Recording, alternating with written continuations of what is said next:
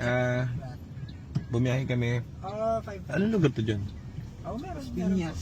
Las Piñas ba to? Ang layo na Las Piñas, no? Kasama niyo yung mga scanning checking. Si Rapbo guys. Rapbo. So, ito na yung pupuntahan natin na export. Color black. Ikot ko na lang yung shop para ma-check. Tignan natin kung madidil natin ito. Oh, sure. Kapag ganyan, inabiso na ako ni Nico, sobrang sariwa daw. Pupuntahan ko. Kasi ako nag-a-assess ako ng mga bibili ng kotse dito sa kotse. Sige natin. Mga sariwa pare. Ganda. Pare, dami mangga oh. John! Dami mangga oh. Wag, gago. Gagalit yung nangyari. Sa kanila pa rin yan. Babalik ko siya kasi ano nangyari siya. Ayan. So, X-Sports Matic. Problem niya is sa ABS. So, marami tayong ABS dun ngayon sa shop. Hindi ko lang alam kung dumating na pala yung ABS. Pero alam ko marami kaming parating nun. So, palit tayong ABS. Tapos, kahit sariwa ito, palit na yung trani. Sariwa. Ito nga. Ganda. Untouch. Very good. Oh. Mainam to bata. Maganda. Ang pinakula kasi, Guys, tuturuan ko kayo paano umispat ng magandang kotse. Halika dyan. Ay, taas sila. Halika. Nakita mo yung bibili natin kotse. Tignan mo yun. Nakita mo yung plate number. Nakita mo yung sa ilalim sa right side. Ayun yung tambutso nakadungaw. Nakita mo yung chamber. Ayun o. Nakita mo ba? Sobrang kinis na stainless. Ni wala kahit isang dumi sa isang kalawang. Ayun o. yung pinaka... Madali tignan ng kotse. Yung panlabas maganda. Ayun lagi yung tinitignan ng mga tao. Pero yung panloob at yung pang ilalim ang mga titignan mo para alam mo. Kasi pag yung ilalim yan malinis, lalo na yung labas. Di ba? Ayun, tignan mo. Kahit isang dumi, kahit isang kalawang, wala. Di ba pare? Kumbaga sa babae, ano yan pare? 19 anyos lang. Ganun. Ano siya, kumbaga, talagang freshness.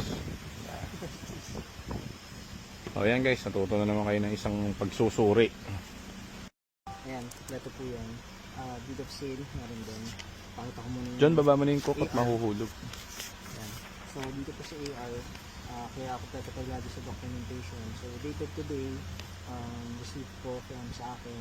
May 2 valid items din ako dun. So, dito sila sir. Ngayon, naalala ko parang a year ago, matalas ang memorya ko eh. Pagtalikod ko, parang familiar tong place na to. So, tinanong ko si sir. Sabi ko, sir, meron ba Mirage dati rito na silver? Nakapunta na kami dati rito kasi may binili pala kaming Mirage dito last year, kung di ako nagkakamali. Sabi ni sir, yes, meron dyan. Binenta nila yung Mirage nila. Kami yun. Tapat lang ng bahay pala nila sir yun. Ito sila sir. Ito yung binila namin nun. So, wala nang tao ngayon dyan kasi yung binila namin dito, magmamigrate na yan nung binila namin. So, parang last 2 years ago. Talas ng mo. Don, talas ko, no? Tama? Kasi, ako magkakamali. Wala na sila. Kasi nung binili yung Mirage, ano yun, paalis na yung may-ari. Pati kulay, alam ko, pare. Silver. Paalis na. Ngayon, wala nang tao dito. Ano yan eh, dalawa yung kotse nila na binenta nun eh. Mirage, nabenta ng isa yung sa atin yung binili natin yung Mirage nila. Dito, saan ba kami nakapark na? Dito rin yata kami nakapark na. Alala ko yung gate, pati yung settings niyan eh. Pati yung... Yes sir. Yes sir. Kinonfirm ni sir eh. So, kita mo gaano ako katalis pare. Hindi ko nakakalimutan, kaya magtrabaho maigi pare. Hindi ko nakakalimutan mga nagtatrabahoin mo sa akin. Balang araw, sinasabi siya, ikaw ang inyenyero. Alam ba inyenyero pare? Ha? Ayun yung namamahala sa ano pare, sa mga farm. Kita mo yung, di ba, may farm tayo dyan sa ano? Sa Batangas. Hindi, puta, ikaw ang nakakabayo ka pare, tapos wala kang t-shirt dun. Nasasabi ko sa'yo pare, abangan mo. Di ba? Tiwala ka ba sa akin pare? Sasama ka yung pamilya ko. Oo, pare, walang problema. Ikaw ang inyenyero doon kung tawagin. Di ba? Kita mo naman, nire-ready ko na yung ano ko dun eh. Nag-iipon nga ako kasi plano ko talaga fishery or ano, isdaan o kung ano man. Gusto ko nagtatanim eh. Farm, ganun. Oo, farm naman talaga yung lote dun. Pero gusto ko siyempre ko yung bibigyan ka doon ng isang kabayo, isang shotgun, tapos lagi ka naman walang t-shirt, edi ang dami naman ang binigay sa yung pantalon, di ba? O suot mo yan, wala, ano lang walang t-shirt kasi mainit doon eh. Kakauboy yan. Oo, hindi na kailangan kabuyot doon pare.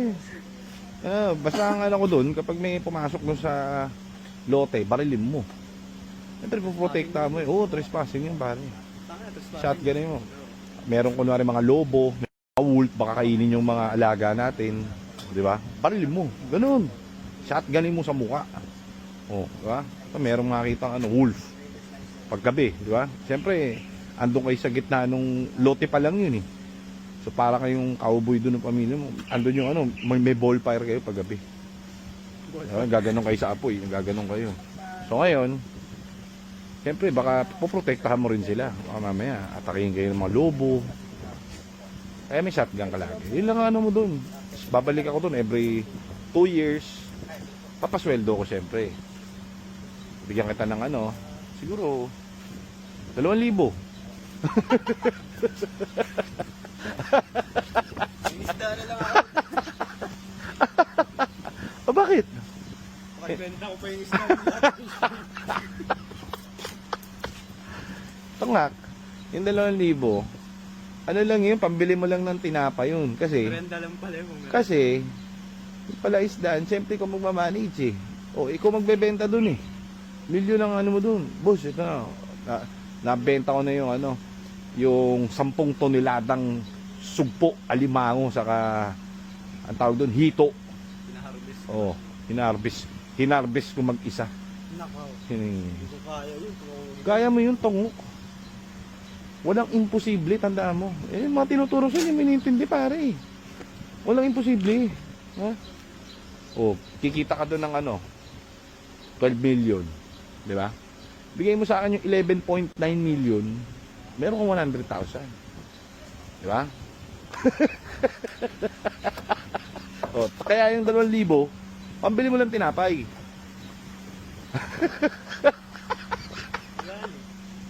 Kasi tingnan nito. Hindi ano, Saka first owner. alaga kasi. Saka hindi yung alagang ano, alagang kangkong. Pag maalam siya, hindi Talagang first owner.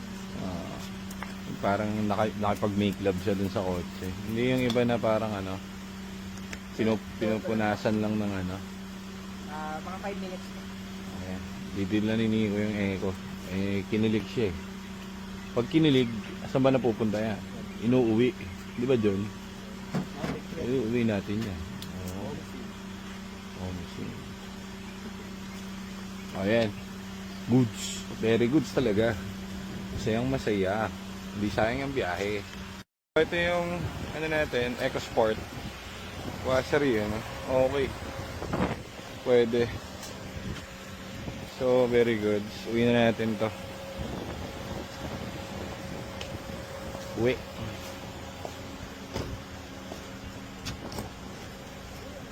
Ganda oh. Firm na firm yung mga trimmings. Amoy ano lang. May doggy. May aso sila dun ano. Amoy na amoy ko. Sinasakay nila dito. Oo nga. Eh, mga balahibo. Oo. Pero malinis yung puwan. Kaya nga eh. Hindi yung amoy. Kasi yung... May doggies. Hindi yung ano, yung bahay nila, yung kulungan ng aso nandito sa gilid. Ah, Kaya ano yun, nasisip-sip nito. yung amoy. Yes sir. O, lipat na natin yung gamit ko. Tayo ay babachi na. Tama pa. Picture lang tayo sir. Isa. Wala, lobat ako Nico. Ay, Lobat ako. Ako na. Okay. Sir, thank you po. Thank you po. Sino pong bahala sir? Thank you so much. Salamat po. Salamat po. Ma'am, thank you po. Bye pa ma'am. Thank you po. So, bachi na tayo. Good deal.